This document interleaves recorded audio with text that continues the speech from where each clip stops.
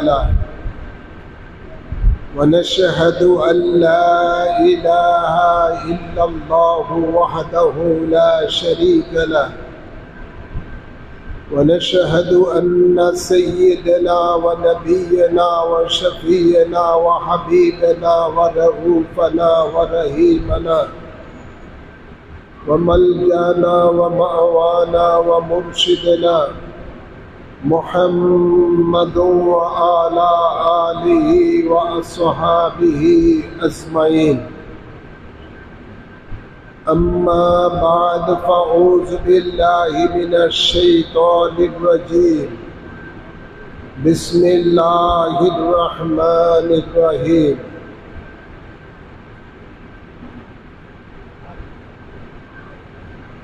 إن الله اشترى من المؤمنين أنفسهم وأموالهم بأن لهم الجنة إن الله وملائكته يصلون على النبي يا أيها الذين آمنوا صلوا عليه وسلموا تسليما اللهم صل على سيدنا مولانا محمد وعلى آل سيدنا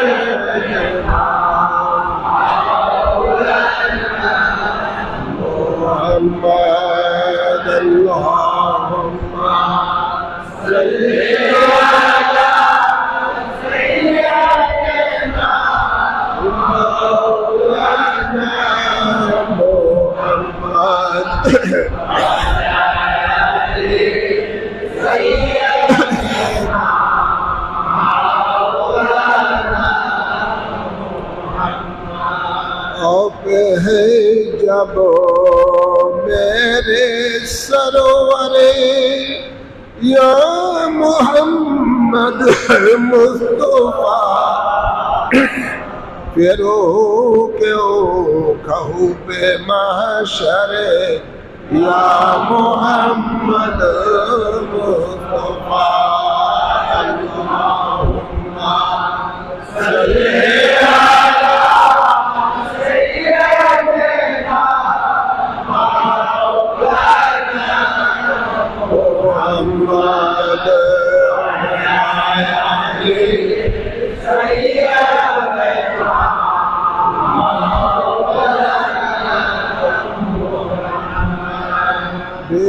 सोना चारों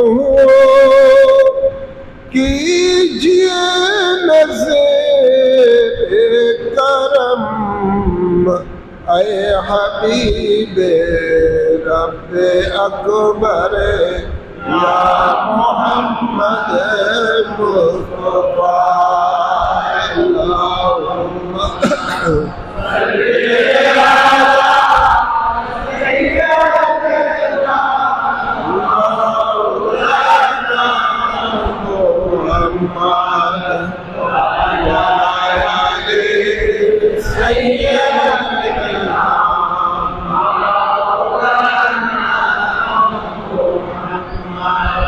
हम लोगों के दिल में आरज़ू है यही आखिरे निकले दरिए कलमा कह कर या मोहम्मद मुस्तफा अल्लाहुम्मा सल्ली अला सय्यिदना मौलाना मुहम्मद व अला आलि सय्यिदना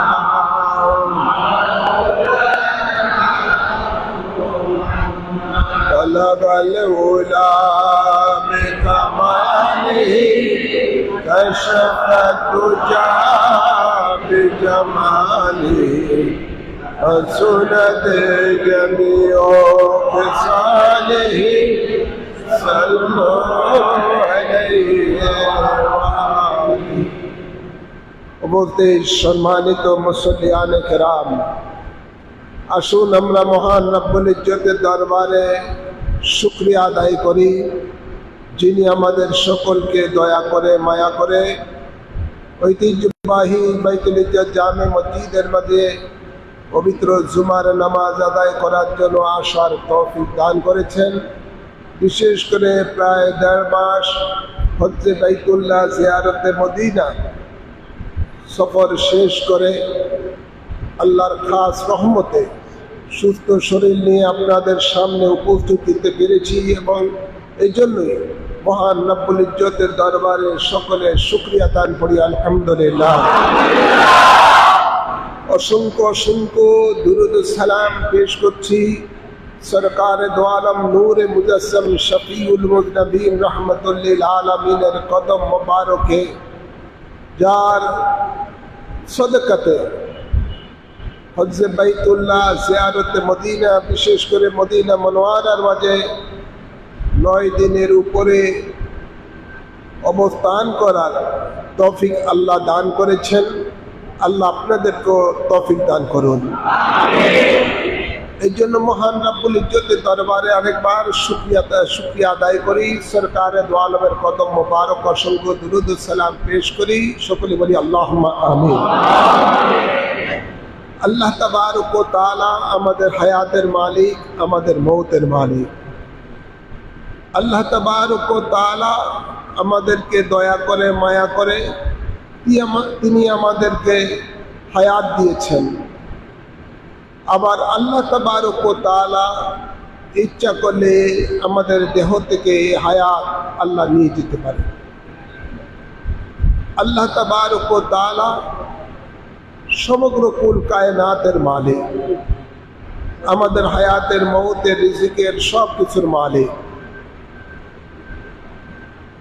আল্লাহ তাবারক ওয়া তাআলা এই জমিনে যত সৃষ্টি করেছেন, সমস্ত সৃষ্টির স্রষ্টা হলেন আল্লাহ, এবং তিনি সমস্ত সৃষ্টির একমাত্র রিজিক দাতা।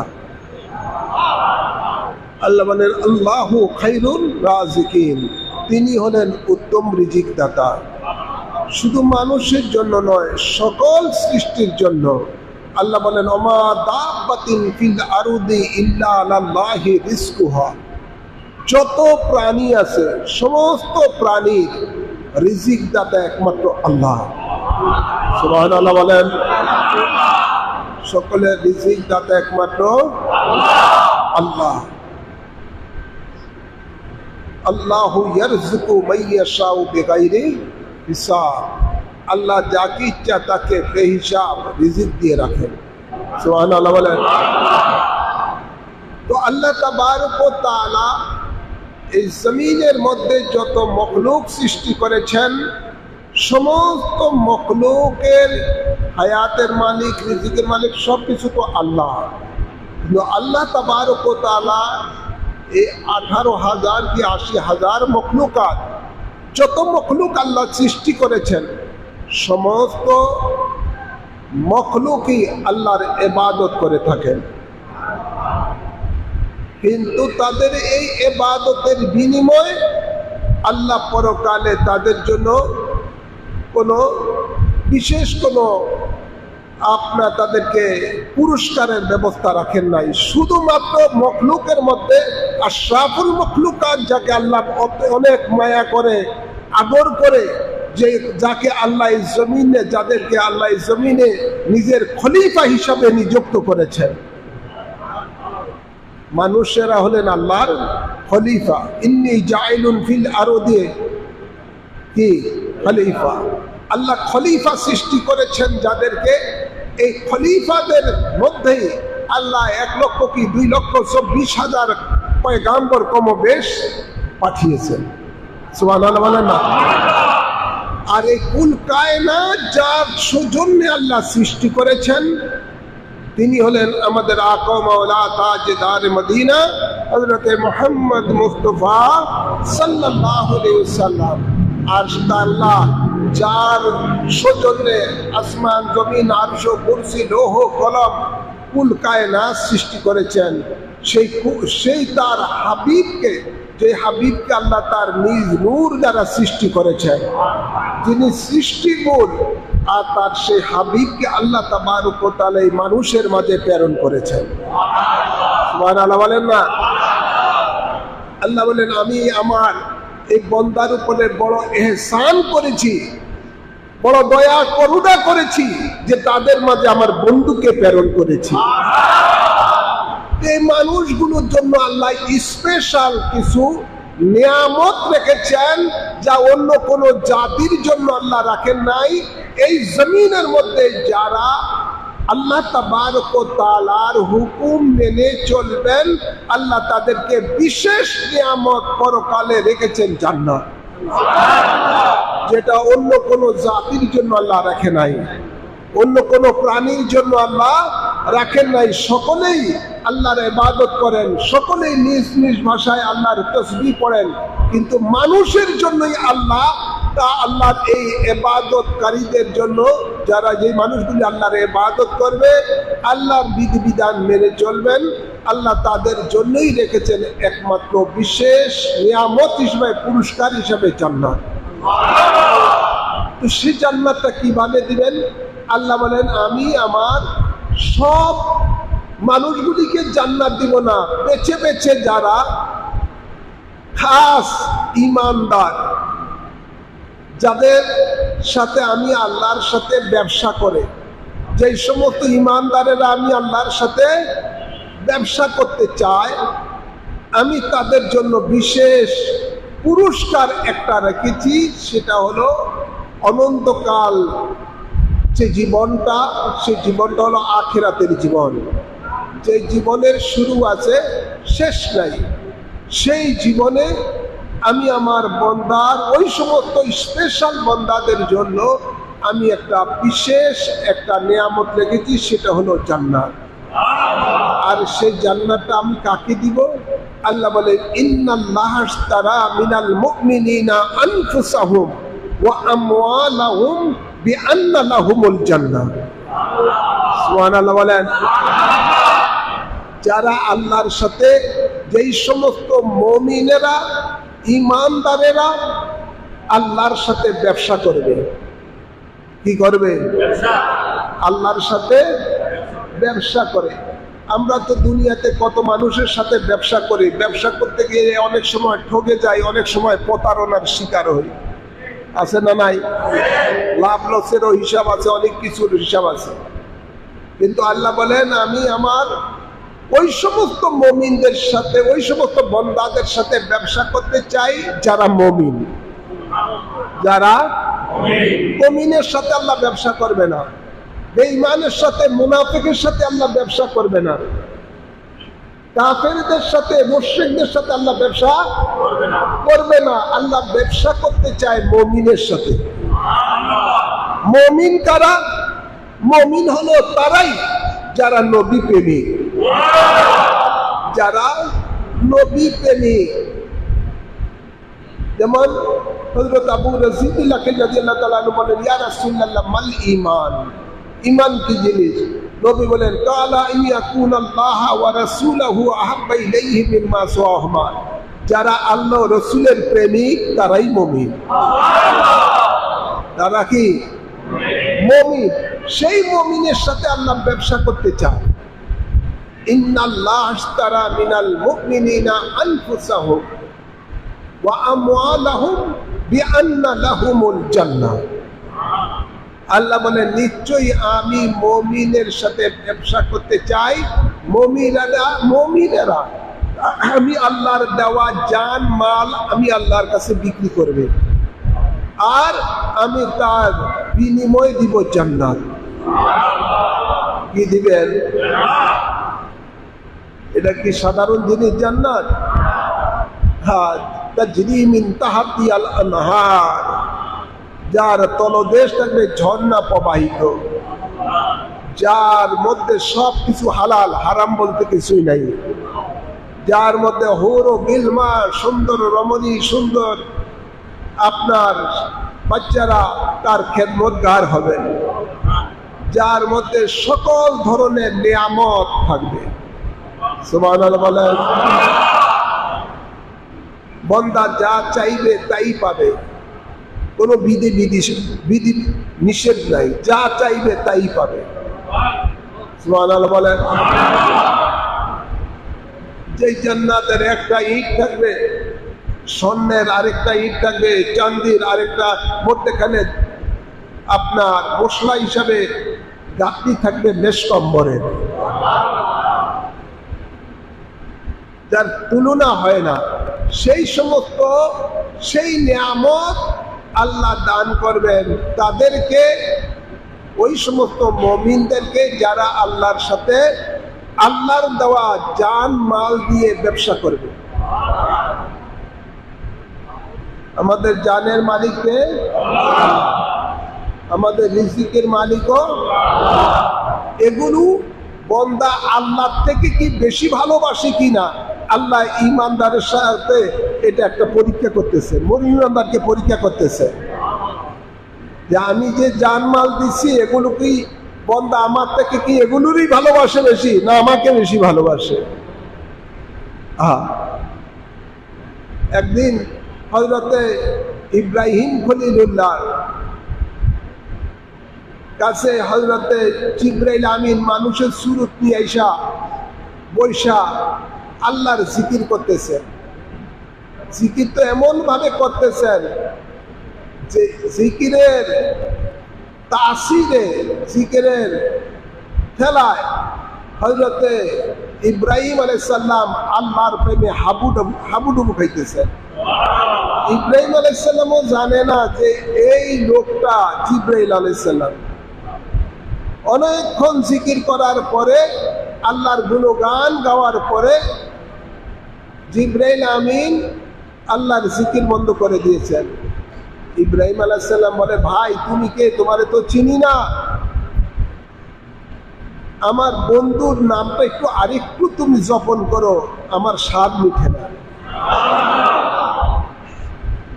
জিবরাইল আমিন বলে, দেখো আমার যা প্রয়োজন আমি সেটা আমি জপন করেছি, তোমার এখন যদি প্রয়োজন হয় তাহলে আমার সাথে তুমি চুক্তি করো, আমাকে তুমি কি দিবা?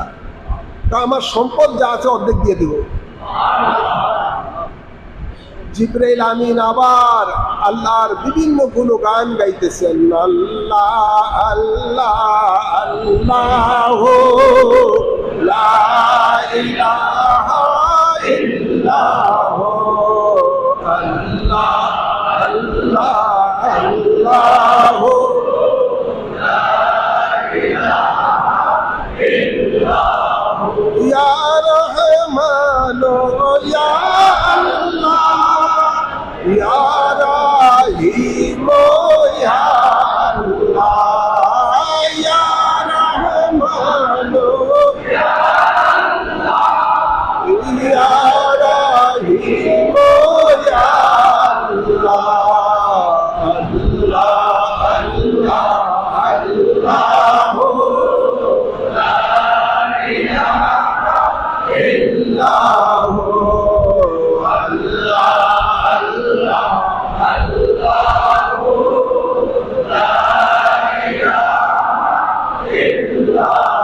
Ya Ghaffaro Ya Allah Ya Sattaro Ya Allah Ya Ghaffaro Ya Allah Ya Sattaro Ya Allah Allah Allah Allah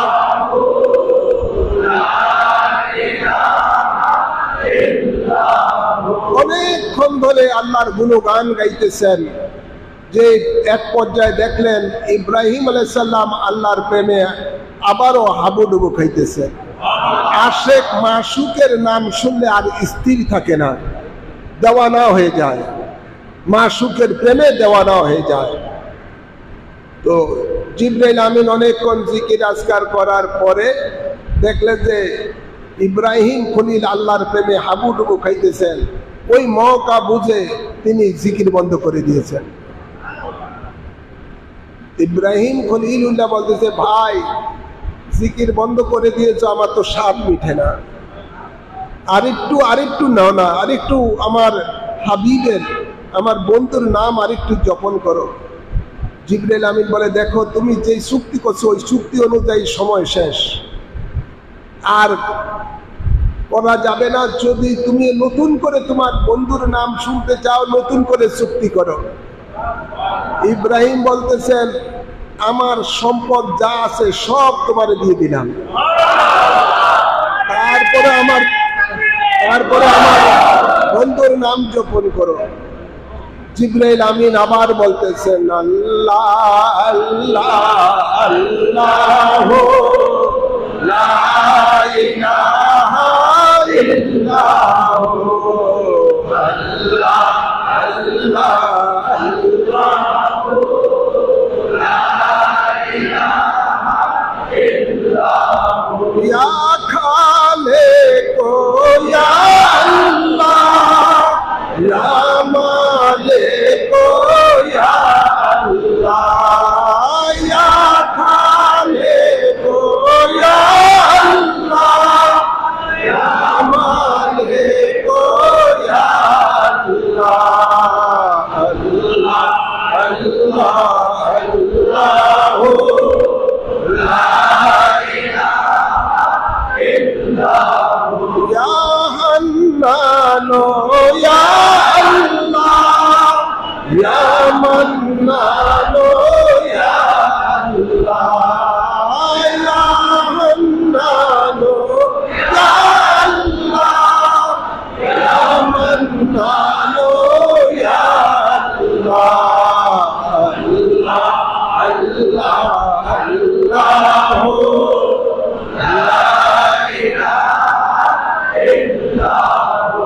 এভাবে অনেক আল্লাহর জিকির করার পরে আবারও দেখলেন জিবরাইল, হযরত ইব্রাহিম খলিল আল্লাহর প্রেমে হাবুডুবু খাইছেন।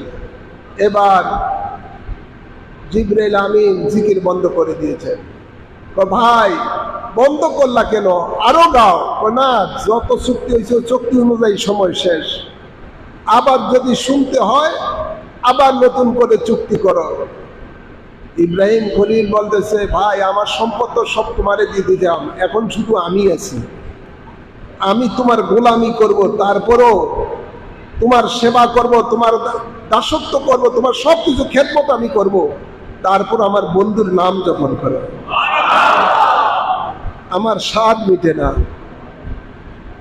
এবার জিবরাইল আমিন বলেন, হে ইব্রাহিম, বুঝতে পেরেছি কেন তোমাকে আল্লাহ খলিলুল্লাহ উপাধি দিয়েছেন। সত্যি তুমি আল্লাহর প্রিয়, বড় আশেক, বড় খলিল, বড় প্রেমী। আমি তো মানুষ নই, আমি এসেছি আমি হলাম জিবরাইল আমিন, তোমার আল্লাহকে কত ভালোবাসো একটু পরীক্ষা করার জন্য আমি আসছি। সুবহানাল্লাহ বলেন না?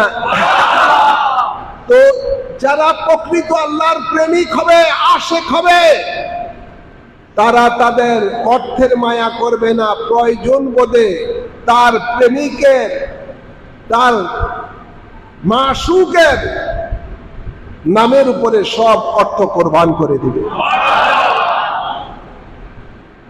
কথা বুঝছেন না? আমরা তো এখন মুখে মুখে আসে, কামের বেলায় নাই। দিনের জন্য অর্থ ব্যয় করতে গেলে আমাদের মনে যেন জান বেড়ে যায়, অথচ একবার খেয়াল করে না, এই তো অর্থটাকে আমাকে তো আমার মালিক দিয়েছেন, ঠিক না? একবার এক গরিব এক সাহাবী নবীর কাছে আসছিলেন কিছু সাহায্যের জন্য। দয়াল নবীর দরবারে যারা যায় খালি হাতে ফিরে না, যা আল্লাহ নবীর কাছে আছে তাই দিয়ে দিতেন, তিনি তো রহমত। আল্লাহ হাবিবের কাছে ওই ব্যক্তি আসলেন, আইসা দেখলেন, যখন চাইলেন, নবীর ঘরে এমন কিছু ছিল না যে তাকে সাহায্য করবে। আল্লাহ বলেন, ও আম্মা সাইলা ফালা তানহার, তোমার কাছে কিছু যদি কেউ চায় খালি হাতে ফিরিয়ে দিও না। সুবহানাল্লাহ বলেন না? কিছু চাইলে খালি হাতে ফিরে দিও না। নবীর ঘরে কিছুই নাই যে কিছু দিবেন। তো নবী বলেন, যাও ওসমানের কাছে যাও, আমার কথা বলো, তোমাকে যেন কিছু সাহায্য করে। ওই গরিব সাহাবী হযরত ওসমান জিন নুরাইনের কাছে আসলেন যখন কিছু চাওয়ার জন্য।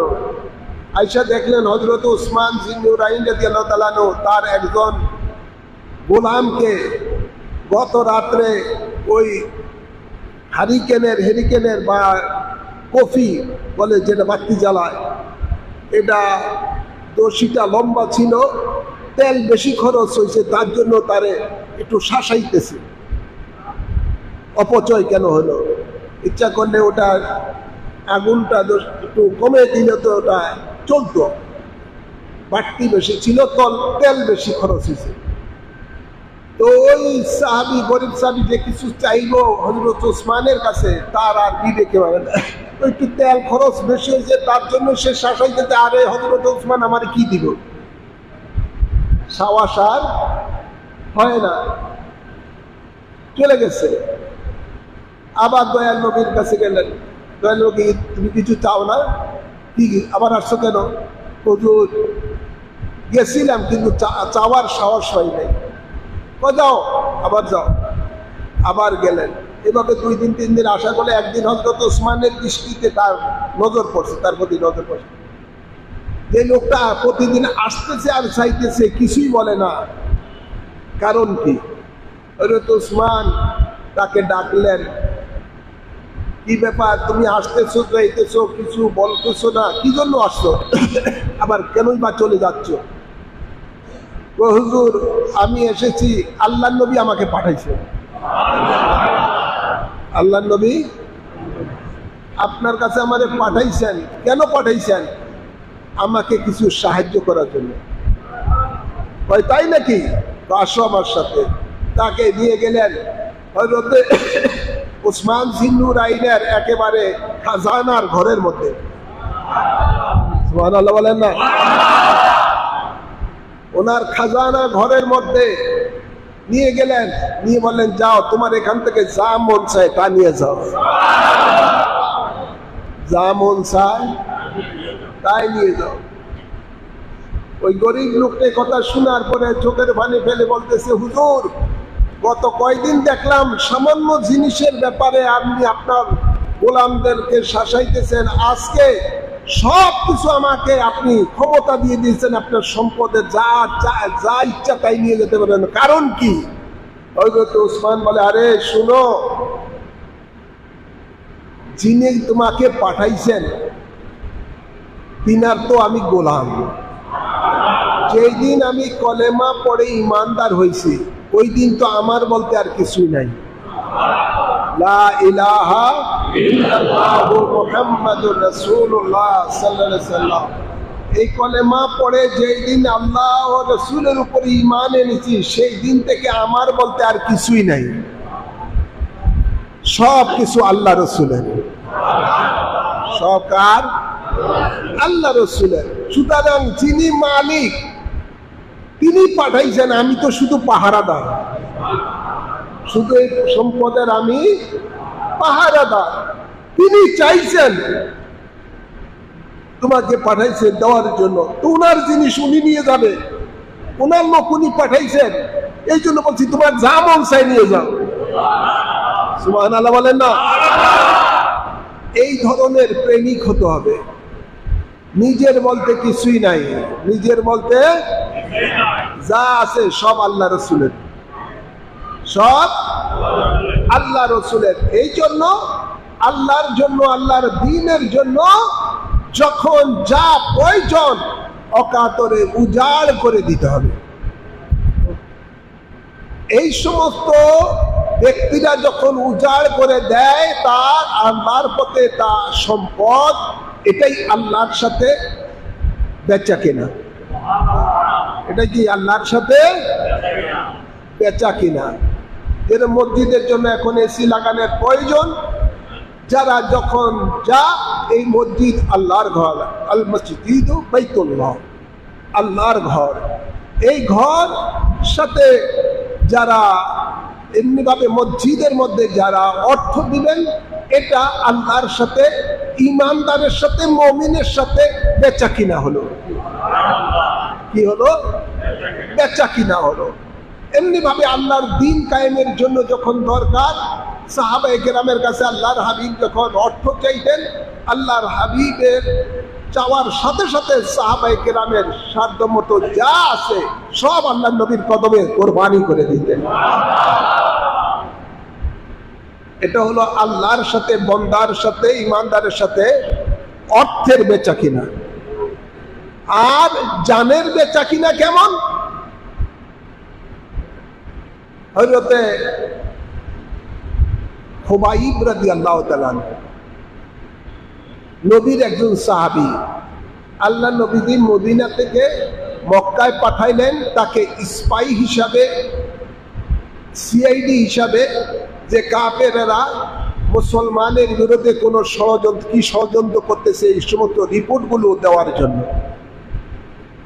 হযরতে খুবাইব রাদিয়াল্লাহু তাআলা যখন মক্কায় গেলেন, এক পর্যায়ে তিনি ধরা পড়ে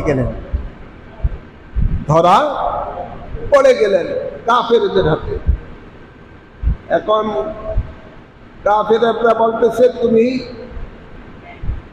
মুহাম্মদ সাল্লাল্লাহু আলাইহি সাল্লামের গোয়েন্দা হিসাবে আসছো, আমাদের দেশের বিরুদ্ধে, আমাদের বিরুদ্ধে ষড়যন্ত্র করতেছ, তাই তার শাস্তি তারা সিদ্ধান্ত নিলেন মৃত্যুদণ্ড। কি? মৃত্যুদণ্ড। দিনক্ষণ ঠিক হলো, অমুক দিন তার মৃত্যু কার্যকর হবে। কেমন, কিভাবে? যে তীক্ষ্ণ শুলির উপরে বসিয়ে দেওয়া হবে তাকে। পায়খানা রাস্তা দিয়ে শুলি ঢুকবে, মাথা দিয়ে বের হবে, কষ্ট দিয়ে তাকে মৃত্যুদণ্ড দেওয়া হবে। ভাইরা আমার, হযরত খুবাইব রাদিয়াল্লাহু তাআলার কাছে যখন এই শাস্তির কথা শোনালেন, হযরতে খুবাইব রাদিয়াল্লাহু তাআলার মধ্যে কোনো ভয়ের কোনো চিহ্ন নাই। সুবহানাল্লাহ বলেন না? ভয়ের কোনো চিহ্ন নাই। দিনক্ষণ ঠিক হলো, হাজার হাজার মানুষ চতুর্দিকে দাঁড়িয়ে আছে, হযরতে খুবাইবের মৃত্যুদণ্ড কার্যকর করা হবে। হযরতে খুবাইবকে বললেন মৃত্যুর আগে যে, ঠিক আছে, তোমাকে আমি ক্ষমা করে দিব, আমরা ক্ষমা করে দিব একটি শর্তে, যদি তুমি আল্লাহ রসুলকে ত্যাগ করো, ইসলাম ধর্ম ত্যাগ করো। আজকে আমি দেখি, অনেক জায়গায় শুনি, গত 24 সালের 5ই আগস্টের পরে অনেক সুন্নি ছেলেরা অর্থের লোভে জামাতের দলে ঢুকে, ওয়াহাবি ঢুকে নাউজুবিল্লাহ বলেন। আজকে একজনে বলছে, কালীগঞ্জের মধ্যে মুসলমানদের এলাকায় আমাদের সুন্নি বাপ সুন্নি, দাদা সুন্নি, 14 গোষ্ঠী সুন্নি ভাইয়াদের ছিলেন, তার ফলায় অর্থের লোভে চলে গেছে জামাতের মধ্যে। আবার তারা স্লিপ দেয় ঘরে ঘরে যে মাসে মাসে তোমরা এত টাকা পাইবা যদি তাদের দলে থাকে। অর্থের বিনিময়, সামান্য অর্থের বিনিময় ঈমান বিক্রি করে দিচ্ছে। এই বর্তমান ঈমানের বাজারে অত্যন্ত কঠিন একটা অবস্থা চলতেছে, তুফান চলতেছে। অর্থের বিনিময়, নবী বলেন প্রত্যেক নবীর উম্মতের জন্য আল্লাহর পক্ষ থেকে একটা ঈমানি পরীক্ষা হয়ে থাকে। আল্লাহর হাবিব বলেন আমার উম্মতের জন্য এমনিভাবে ঈমানি পরীক্ষা আছে। সে পরীক্ষাটা হলো, নবী বলেন আমার উম্মতের অনেক উম্মত অর্থের জন্য ঈমান হারা হয়ে যাবে, অর্থের জন্য ঈমান হারা হয়ে যাবে। আজকে সেই যুগ চলতেছে। কেউ অর্থের জন্য ওয়াহাবি সালাফি হয়ে যাচ্ছে, কেউ অর্থের জন্য মওদুদিবাদী গ্রহণ করতেছে। নাউজুবিল্লাহ বলেন। বাহাত্তর দল জাহান্নামী ফিরকার মধ্যে চলে যাচ্ছে, শুধু অর্থ। ভাইরা আমার, হযরতে খুবাইবকে বললেন তুমি যদি আল্লাহ রসুলকে ছেড়ে দাও, ইসলাম ধর্ম ছেড়ে দাও, তাহলে তোমাকে আমরা আজাদ করে দিব। মৃত্যুদণ্ড দিব না। হযরতে খুবাইব বলতেছেন, দেখো আমি যেই দিন থেকে আল্লাহ রসুলের উপরে ঈমান এনেছি সেই দিন থেকে আমি আর অন্য কোনো কিছু বুঝি না আল্লাহ রসুল ছাড়া। আমি আল্লাহ রসুলকে ত্যাগ করতে পারবো না। তোমাদের যা ইচ্ছা তা করো। সামনে ধারালো শুলি বসানো আছে জমিনের মধ্যে, মানুষের ধরে ওই শুলির উপরে তাকে বসিয়ে দেওয়া হবে। কোন অবস্থায় হযরতে খুবাইব তার পরিবর্তন হচ্ছে না, অর্থাৎ আল্লাহ রসুলকে ছাড়বে না, ইসলাম ছাড়বে না। জোর বলুন না সুবহানাল্লাহ। হ্যাঁ আমার এবার তারা বলতেছেন, ঠিক আছে যখন তুমি চাই তোমার ধর্ম তুমি ত্যাগই করবা না, আল্লাহ রসুলকে ছাড়বাই না, তো তোমার শেষ কোনো ইচ্ছা আসেনি বলো। তিনি বলতেছেন, হ্যাঁ আমার সুযোগ যখন দিছ আমার একটা ইচ্ছা আছে। কি ইচ্ছা বলো? তো আমাকে 2 রাকাত নামাজ পড়তে দাও। সুবহানাল্লাহ বলেন না। মুমিনেরা কখনো আল্লাহকে সিজদা করতে ভুলে না, ঠিক না ঠিক? সিজদা কার জন্য হবে? আওয়াজ করে বলেন, সিজদা কার জন্য হবে? আল্লাহর জন্য হবে, যিনি হায়াতের মালিক, যিনি মৌতের মালিক, কুল কায়নাতের মালিক। তিনার জন্য সিজদা হবে। হযরতে খুবাইব বলেন, আমাকে 2 রাকাত নামাজ পড়তে দাও। কয় ঠিক আছে, তোমার এই শেষ অনুরোধ পূরণ করা হবে। দিলেন সময়। হযরতে খুবাইব রাদিয়াল্লাহু তাআলা আনহু যখন নিয়ত বাঁধলেন নামাজের, ওই নামাজ তো সাধারণ নামাজ নয়, ওই নামাজ হলো হুজুরি কলবের নামাজ। হুজুরি কলবের নামাজ কি? নবী বলেন, লা সালাতা ইল্লা বিহুজুরিল কলব। তোমাদের নামাজ পরিপূর্ণ হবে না হুজুরি কলবের নামাজ ছাড়া। সেটা কেমন? নবী বলেন, যার ইবাদত করে তাকে দেখে দেখে ইবাদত করে। ইবাদত করি কার? সে আল্লাহকে দেখে কোনো রুকু সিজদা পর্যন্ত করছেন? তো কি নামাজ পড়লেন? যার ইবাদত করতেছেন তাকে দেখে যখন আপনি সুবহানা রাব্বিয়াল আযীম পড়তে পারলেন না, আলা পড়তে পারলেন না, নামাজের মধ্যে এখনো সংসার নিয়ে খেয়াল, চাকরি নিয়ে খেয়াল, দুনিয়া নিয়ে খেয়াল, এখনো হুজুরি কলবের নামাজ আসে না। কেন আসে না? তার কারণ হলো আপনার কলবের মধ্যে তো শয়তান বাসা করে আছে। শয়তান তো এখনো দৌড়াতে পারেন নাই। তো শয়তান দৌড়াবেন কিভাবে? যখন আপনি কলবের দিকে খেয়াল করে করে আল্লাহর জিকির বেশি করে করবেন। কার জিকির? যেখানে আল্লাহর জিকির কলবের দিকে খেয়াল করে বেশি করে করবেন, তখন ওই কলবের মধ্যে শয়তান আর বাসা করতে পারবে না, থাকতে পারবে না। ওয়াসওয়াসিল খান্নাস আর আপনার অন্তরের মধ্যে কুমন্ত্রণা দিতে পারবে না। আল্লাযী ওয়াসওয়াসু ফি সুদুরিন নাস মিনাল জিন্নাতি ওয়ান নাস। শয়তান ওয়াসওয়াসা দিতে পারবে না, শয়তান দূর হয়ে যাবে। শয়তান যখন দূর হয়ে যাবে, ওই কলবের মধ্যে আল্লাহর আরশ হয়ে যাবে। কুলুবুল মুমিনিনা আরশিল্লাহ। সেই মুমিনের কলবে যখন আল্লাহ আল্লাহর জিকির জারি হয়ে যাবে, তখন সেই কলবটা মুমিনের আল্লাহর আরশ হয়ে যাবে। যখন আরশ হয়ে যাবে, সিজদার মধ্যে যখন সুবহানা রাব্বিয়াল আলা বলবেন, আলাকে সামনে পাবেন। আলাকে সামনে পাবেন। এখন তো কলবের মধ্যেই আপনার ময়লা জমে আছে। এই ময়লা তো দূর করতে পারেন নাই, শয়তানের তো দূরাতে পারেন নাই আজও পর্যন্ত। খালি দুনিয়া দুনিয়া নিয়ে আছেন। ইবাদতের কোনো খবর নাই, জিকির আজকারের কোনো খবর, তরিকতের কোনো চর্চা নাই, জিকির নাই, কিছুই নাই। হবে কিভাবে? যাই হোক, হযরতে খুবাইব রাদিয়াল্লাহু তাআলা আনহু যখন সিজদায় পড়ে গেলেন, আর যখন বললেন সুবহানা রাব্বিয়াল আলা, আলার দিদার পাচ্ছেন, আশিক মাশুকের প্রেমের আলাপ হচ্ছে। আশিক যখন মাশূকের সাথে দেখা হয়, কথা হয়, টাইম কখন চলে যায় খেয়াল থাকে না। থাকে নাকি? জোরে বলেন না।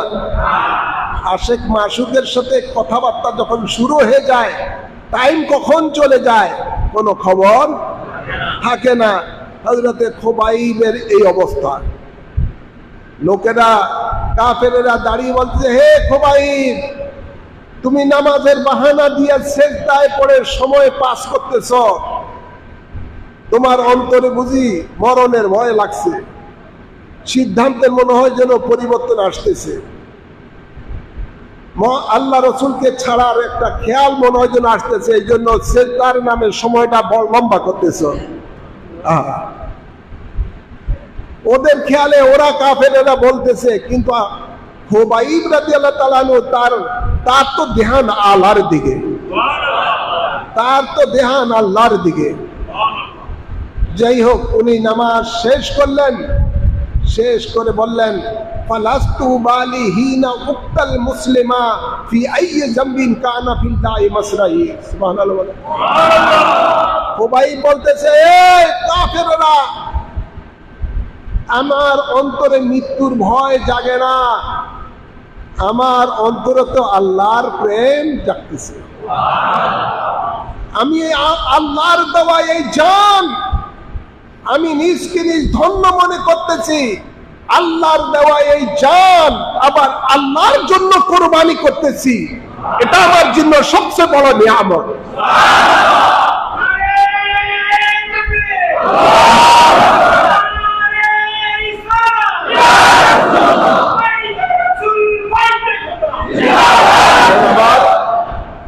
এভাবে হাজারো ঘটনা রয়েছে। সাহাবায়ে কেরামেরা আল্লাহর জন্য যখন প্রয়োজন হয়েছে নিজের জান মাল কোরবান করে দিয়েছেন। তো আল্লাহ বলেন, নিশ্চয়ই যেই সমস্ত মুমিনেরা আমি আল্লাহর সাথে তাদের জান মাল দিয়ে ব্যবসা করেছে, আমি আল্লাহ তার বিনিময় দিব জান্নাত। কি দিবেন? সেই জান্নাত আমরা চাই কি চাই না? আল্লাহ কবুল করুন।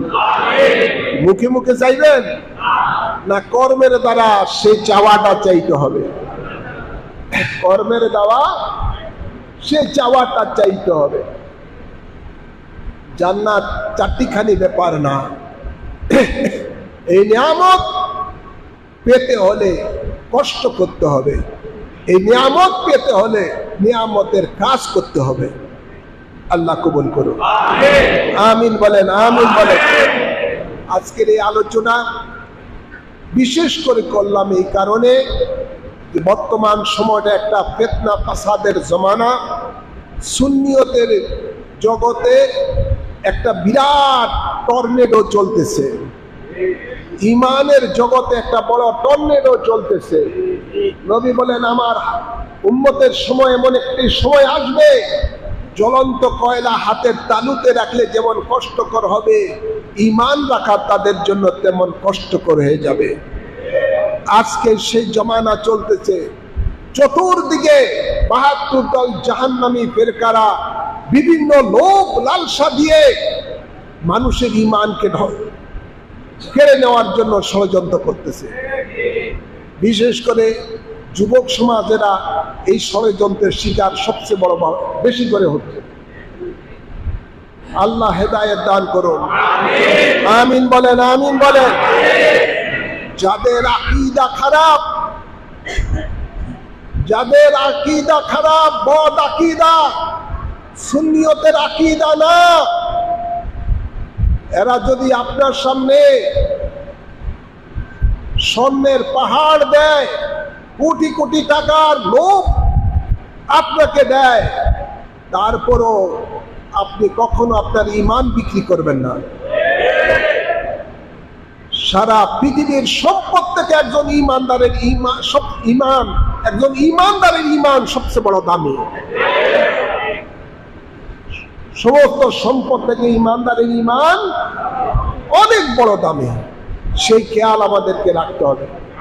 দুনিয়া আমাদের জন্য ক্ষণিকের জিন্দেগি, ये दुनिया मुसाफिर खाना आज आना कल जाना। এই দুনিয়াটা একটা ক্ষণিকের জিন্দেগি। এই ক্ষণিকের জিন্দেগির জন্য আপনারা অনন্তকাল আখিরাতের জিন্দেগিকে গিয়ে বরবাদ করবেন না এই বাতিলদের লোভের মধ্যে পড়ে, লালসার মধ্যে পড়ে। আল্লাহ হেফাজত দান করুন। সুন্নি আকীদার উপরে থাকবেন, সুন্নিয়তের উপরে থাকবেন, সুন্নিয়তের উপরে নিজের জান ও মাল কোরবান করবেন। আমিন বলেন, আমিন বলেন। ওয়া মা আলাইনা ইল্লাল বালাগ। যারা সুন্নত পড়েন নাই, সুন্নত পড়েন।